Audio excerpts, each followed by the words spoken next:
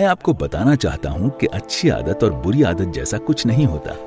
आदत का मतलब है आप अचेतन होकर काम कर रहे हैं। अगर आप अचेतन होकर काम करते हैं तो ये खराब चीज है, क्योंकि इंसान होने के पूरे मायने यही हैं कि हम सचेतन होकर काम करने में सक्षम हैं। इंसान होने की यही खूबसूरती है कि हम हर चीज चेतना पूर्वक कर सकते हैं। एक जानवर जो चीज अचेतन होकर करता है वही चीज हम पूरी चेतना में कर सकते हैं। हम अचेतन होकर खा सकते हैं या हम सचेतन होकर खा सकते हैं।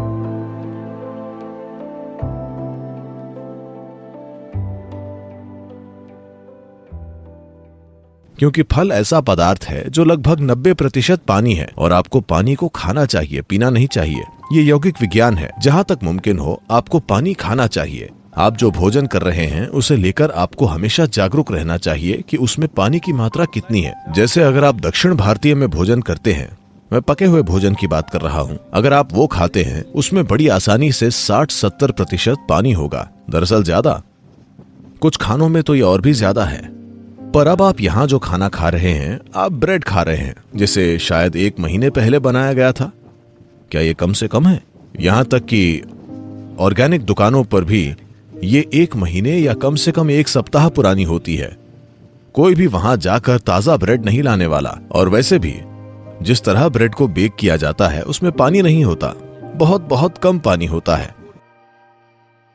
और बिल्कुल आप उसकी कमी पूरी करने के लिए साथ में कोका कोला की 1 बाल्टी या वैसा कुछ रखते हैं।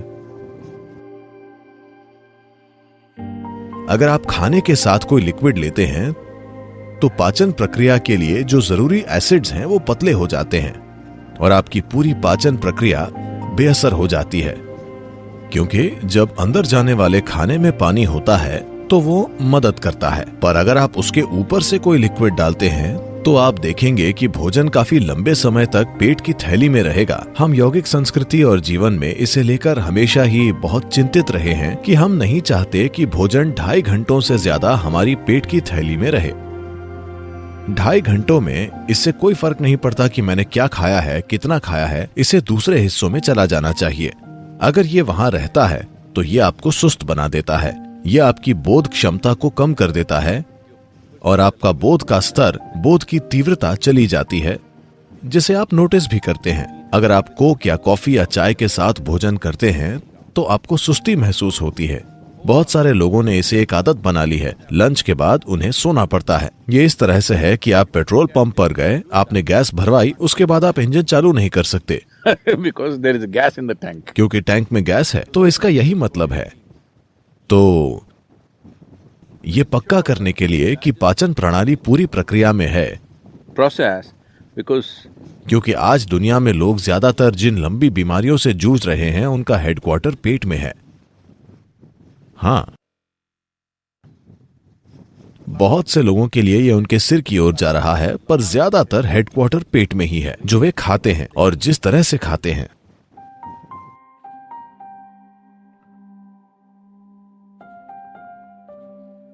अगर आपका पाचन तंत्र लगातार भोजन पचाने में लगा हुआ है तो स्वाभाविक है कि ऊर्जा की एक खास मात्रा उसमें जा रही है।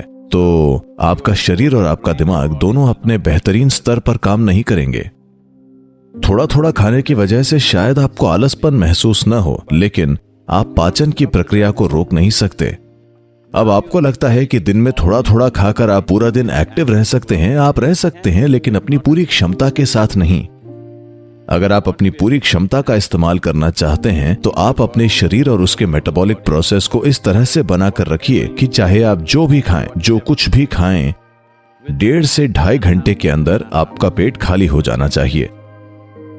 योग हमेशा इसी चीज पर जोर देता है कि पेट खाली हो जाना चाहिए। पेट खाली होने का मतलब भूखा होना नहीं।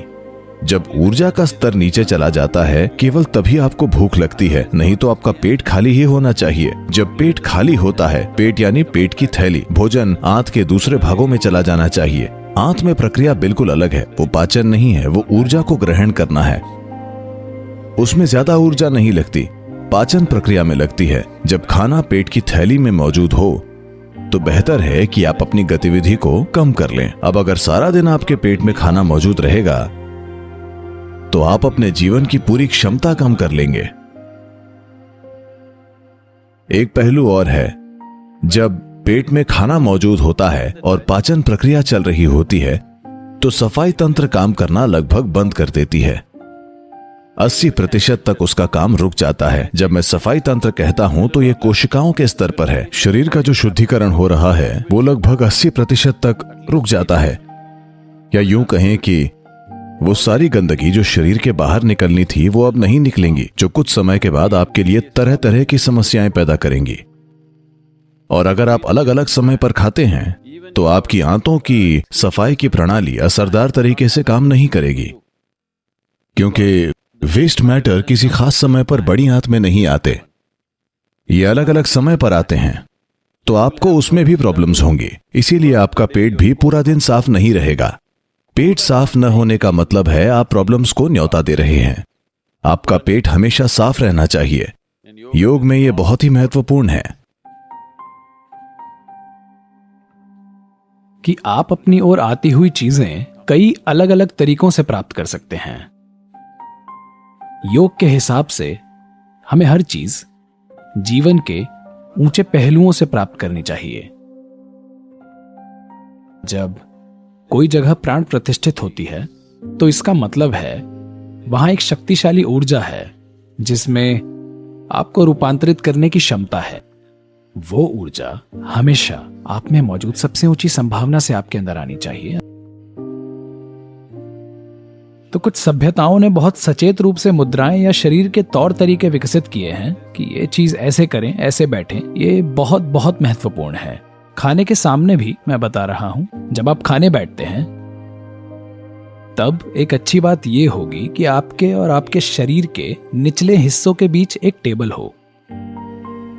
पर अगर आप बैठकर खाना खाते हैं और टांगे खुली रखते हैं, जैसे कई लोग खड़े होकर खाते हैं, अगर आप खड़े होकर खाते हैं तो इसके कई नकारात्मक पहलू हैं, क्योंकि आपको समझना होगा कि भोजन की इच्छा सिर्फ आपके मुंह में नहीं है, पूरे शरीर में है। पूरे शरीर में। लोग कहेंगे, ओह ये कोई वैज्ञानिक सत्य नहीं है क्या? मेरी नाभि में या फिर मेरे गुप्तांगों में भोजन की इच्छा है? हाँ है। शायद आप समझ ना पाए, पर शरीर के हर अंग में भोजन की इच्छा है, पर उसे इसी मार्ग से गुजरना होगा, है ना? हेलो। इसी तरह हमारे शरीर में कई दूसरी लालसाएं हैं और उन्हें भी सही रास्ते से जाना चाहिए, तभी ये जीवन अच्छे से काम करता है, वरना आप जीवन को तोड़ मरोड़ देंगे। तो जब भी आप एक शक्तिशाली रूप देखते हैं तब पालती लगाना बहुत महत्वपूर्ण है, और भोजन भी। भोजन एक बहुत शक्तिशाली चीज है। हेलो। कि जब भोजन आपके सामने आए तो आप पालथी लगाकर बैठे हों, पर आपने एक और तरीका ढूंढ लिया है खुद को टेबल से बचाना।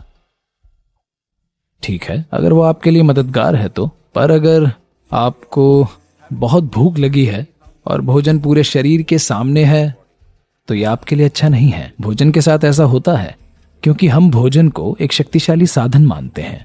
आप कभी भी उनके सामने इस तरह से अपने पैर खोलकर नहीं बैठते, क्योंकि इससे आपके सिस्टम में एक गलत तरह की ऊर्जा जाएगी है। ये बहुत महत्वपूर्ण है कि आप इसे सही तरीके से प्राप्त करें। बैठते समय पालथी लगाकर बैठना बेहतर है। ऐसे मत बैठिए, आप ऐसी चीज आकर्षित करेंगे जिसकी आपको जरूरत नहीं है। अगर आप हमारे आश्रम में आए तो लोग शारीरिक रूप से बहुत सक्रिय हैं। वे बस सुबह 10 बजे खाते हैं और फिर शाम को 7 बजे, बस 2 बार भोजन। मुझे कितने डॉक्टर कह चुके हैं कि वे कुपोषण से मर जाएंगे, ये हो जाएगा, वो हो जाएगा, आप ये कीजिए, वो कीजिए। ज्यादातर दिनों में मैं सिर्फ 1 बार ही खाता हूं, बस 1 बार भरपूर खाता हूं, इतना ही। डॉक्टर मुझे कह रहे हैं, नहीं सदगुरु, आप इतनी यात्राएं करते हैं, ये हो जाएगा, वो हो जाएगा, आपको 4 घंटे में कम से कम 1 बार खाना खाना चाहिए, कुछ तो खाना चाहिए। मैंने कहा, मुझे अकेला छोड़ दीजिए, मैं ठीक हूं। पर अब अमेरिका की एक बहुत बड़ी यूनिवर्सिटी कह रही है, रुक रुक कर उपवास कीजिए। ये कोई बकवास नहीं है, अच्छी चीज है, लेकिन उन्होंने ऐसी चीज फिर से खोजी है जो हम हमेशा जानते थे। अब हर कोई कह रहा है 16 घंटे का अंतराल होना चाहिए, फिर सभी बीमारियां ठीक हो जाएंगी। हम इतने हजारों साल से क्या कह रहे थे? सीधी बात यह है, इसके कई पहलू हैं, मानसिक, शारीरिक। लेकिन अब दुनिया में कैंसर बढ़ रहा है। कैंसर की कोशिका समाज में एक अपराधी की तरह है। हम सबके शरीर में होती है, लेकिन उनकी संख्या जितनी होनी चाहिए, अगर उससे बढ़ जाए या सब साथ मिलकर एक जगह जमा हो जाएं, तो वे अपराधियों के गिरोह जैसी बन जाएंगी। तो अगर आप 2 भोजन के बीच में पर्याप्त अंतराल देते हैं, तो उनमें से ज्यादातर मर जाएंगी, क्योंकि वे जी नहीं पाएंगी। हम हमेशा इसकी बात करते रहे हैं, लेकिन अब उन्होंने वही चीज करोड़ों डॉलर की रिसर्च करके पता लगाई है। मैंने हजारों लोग देखे हैं जो सिर्फ इसलिए स्वस्थ हो गए क्योंकि वे हर समय ठूंसते नहीं रहते, जब पेट पहले से ही भरा हुआ हो। आप इस तरह सिर्फ इसलिए काम कर पाते हैं क्योंकि आप जरूरत से ज्यादा नहीं खाते। ये बहुत बहुत महत्वपूर्ण है। सभी 2 बार खाते हैं। मैं आमतौर पर 1 बार ही खाता हूं, शाम 4:30-5 बजे, क्योंकि मुझे प्लेट के सामने बैठकर यह सोचना पसंद नहीं कि कितना खाऊं। मैं भरपूर खाना पसंद करता हूं। आमतौर पर जो लोग योग के मार्ग पर हैं, उनके लिए आप जानते हैं क्या कहा जाता है? आपको सिर्फ 24 कौर ही खाने चाहिए। ये मैं सबके लिए नहीं कह रहा हूं। अगर आप गौर कर रहे हैं कि आपको दिन भर नींद आती है, तो आप केवल 24 कौर खाएं, यानी 24 बार मुंह में कौर भरें। 24 क्यों? मैं अभी उस संख्या की बात नहीं करूंगा, पर उसके पीछे एक विज्ञान है। आप 24 कौर ही खाइए। मुंह भरने का मतलब ये नहीं है।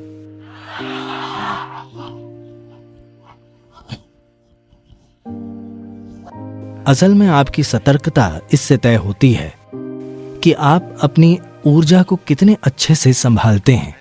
और अगर आप ध्यान करना चाहते हैं तो ये महत्वपूर्ण है। 15 मिनट शून्य ध्यान नहीं।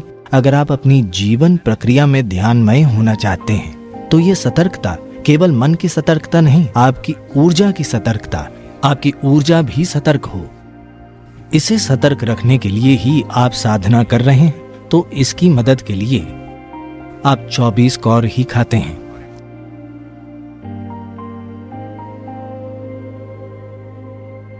समय को देखने के भारतीय तरीके में निमिष नाम की एक चीज होती है, जिसका संबंध 24 से है। इसलिए 24 कौर खाए जाते हैं। आप 24 कौर खाइए, पर उतने ही समय में जितने में कोई पूरा खाना खाता है। जो भी देखिए, आश्रम में जो भी सबसे ज्यादा खाता है, बस उनकी थाली देखिए। जब तक वो न उठें, आपको भी वहीं बैठे रहना चाहिए। बस खाली बैठना नहीं, आपको चबाते रहना चाहिए। तो हर कौर को 24 बार चबाइए। 1, 2, 3, 4, 24 बार चबाइए। अब आप देखेंगे कि आप किसी दूसरे से ज्यादा समय लेंगे, पर आपका खाना पेट में जाने से पहले मुंह में ही पच जाएगा। इससे सुस्ती नहीं आएगी। अगर आप अपना भोजन पर्याप्त चबाते हैं तो आप देखेंगे कि ये खाने से आलस नहीं पैदा होगा। अगर इसे मुंह में चबाया जाए, उसे अच्छे से चबाइए। अगर आप अच्छे से चबाते हैं तो पाचन प्रक्रिया 1.5-2 घंटे में पूरी हो जाएगी और आपको भूख लग जाएगी। और रहने का ये सही तरीका है। अगर पेट खाली है तो इसका मतलब ये नहीं कि कुछ खाना ही है। आप बस पानी पीजिए और आप सतर्क रहेंगे। आप बहुत ऊर्जावान रहेंगे। आपका वजन कम नहीं होगा, क्योंकि आपका सिस्टम उस भोजन का इस्तेमाल करना सीख लेगा जिसे आपने अच्छे से खाया है, न कि उसे बर्बाद करेगा। ये आर्थिक और पर्यावरण दोनों रूप से दुनिया के लिए बहुत अच्छा है और आपकी सेहत के लिए भी बहुत अच्छा है। अगर आप इस तरह खाते हैं तो शायद आप कभी बीमार नहीं पड़ेंगे। तो 24 कौर भोजन को आपको 24 बार चबाना चाहिए, हर कौर को पूरी तरह। इससे पहले कि आप इसे निगलें, इसे पेस्ट जैसा हो जाना चाहिए। योग केंद्र में लोग हमेशा शारीरिक रूप से सक्रिय रहते हैं, तो दोपहर 3:30-4 बजे तक हर कोई बहुत भूखा हो जाता है। उन्हें बहुत भूख लगी होती है, लेकिन हम उसके साथ जीना सीख लेते हैं, क्योंकि खाली पेट होना और भूखा होना 2 अलग चीजें हैं। भूख का मतलब है आपकी ऊर्जा गिरने लगी है, पर खाली पेट होना अच्छा है। Your body and your brain works at its best only when your stomach is empty. पेट खाली होने पर भी आपका शरीर और आपका दिमाग सबसे अच्छे से काम करते हैं। तो हम हमेशा से ये पक्का करते हैं कि हम इस तरह से खाएं, हम कितना खाएं कि खाना खाने के 2 से 2.5 घंटे के बाद हमेशा हमारा पेट खाली हो जाए। तो हम हमेशा खाली पेट सोने जाते हैं। लोगों को लगता है नींद नहीं आएगी, वे सो सकते हैं। औसतन 25 सालों में औसतन मैं बस 2.5 से 3 घंटे ही सोया हूँ। इन चीजों से थोड़ा आलसी होता जा रहा हूं और 3.5 से 4 घंटे सो रहा हूं, क्योंकि शरीर में जो भी सुधार और शुद्धिकरण होना है उसके लिए पेट खाली होना चाहिए। ये बहुत बहुत महत्वपूर्ण है, वरना कोशिकाओं के स्तर पर शुद्धिकरण नहीं होगा। आपके अंदर चीजें जमा होती जाएंगी, फिर आपको हर तरह की समस्याएं होंगी। मैं आपको बताना चाहता हूं कि अच्छी आदत और बुरी आदत जैसा कुछ नहीं होता। Habit means you are functioning unconsciously. आदत का मतलब है आप अचेतन होकर काम कर रहे हैं। अगर आप अचेतन होकर काम करते हैं तो ये खराब चीज है, क्योंकि इंसान होने के पूरे मायने यही हैं कि हम सचेतन होकर काम करने में सक्षम हैं। इंसान होने की यही खूबसूरती है कि हम हर चीज चेतना पूर्वक कर सकते हैं। एक जानवर जो चीज अचेतन होकर करता है वही चीज हम पूरी चेतना में कर सकते हैं। हम अचेतन होकर खा सकते हैं या हम सचेतन होकर खा सकते हैं। हम अचेतन होकर सांस ले सकते हैं या हम सचेतन होकर सांस ले सकते हैं। जो भी चीज हम कर सकते हैं उसे हम सचेतन होकर भी कर सकते हैं। जिस पल हम चेतना में कार्य करते हैं अचानक वो बहुत परिष्कृत और शानदार दिखने लगते हैं। जब कोई चेतना पूर्वक चलता और बोलता है तो क्या वो एक सुंदर इंसान नहीं बन जाता? हाँ या ना? बस इतना ही है। तो ऐसा क्यों है कि हम आदतें बनाने की कोशिश करते हैं जैसे कि वो एक अच्छी चीज हो? आदत का मतलब है तय तरीके, जहां आपको सोचना नहीं होता। आपके सुबह उठते ही सब होने लगता है। नहीं, अपने जीवन को ऑटोमेटिक मत बनाइए। ये कुशलता नहीं है, ये मशीनी कुशलता है। इंसान का काम बुद्धिमानी और चेतना से काम करना है। कोई उससे मशीन जैसे काम करने की उम्मीद नहीं करता। तो भोजन की बात करें, भोजन को शरीर के लिए उपयुक्त होना चाहिए जिसके लिए हम खाते हैं। ये शरीर के लिए है। जो भोजन आप खाते हैं वो शरीर के निर्माण का पदार्थ है। सही भोजन क्या है? दुर्भाग्य से अभी ये बिल्कुल गड़बड़ हो गया है। लेकिन आपको भोजन को परखना चाहिए, बस जीभ से नहीं बल्कि शरीर से भी। आप आज कुछ खाइए और देखिए, बस ये देखना सीखिए कि वो खाना खाकर आपका शरीर कितना चुस्त और फुर्तीला महसूस करता है।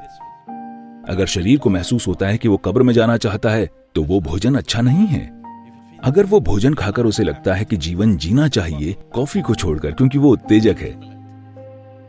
अगर खाना खाकर शरीर चुस्त और जीवंत महसूस करता है तो इसका मतलब है वो भोजन अच्छा है, शरीर उसे पसंद कर रहा है।